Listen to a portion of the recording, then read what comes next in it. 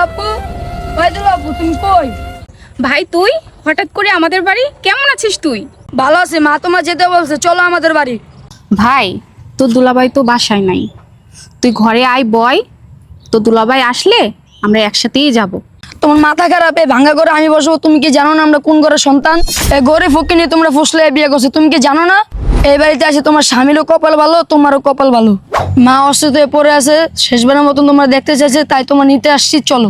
তোমার স্বামী গরিব ছোট লোক, কোনোদিন আমাদের বাড়ি যায় না, আর যাইতে পারবো না, আর আমরা মানিও না। তুমি বোন বলো তোমার নিতে আসি, তুমি যাবা কিনা বল, নাহলে আমি চলে গেলাম।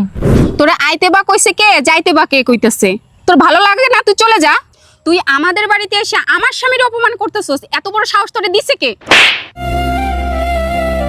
আপু তুমি ছোট লোকের জন্য তুমি আমাকে মারলা, আমি মার কাছে যাই এখন সব বলে দিব, আমি চলে গেলাম।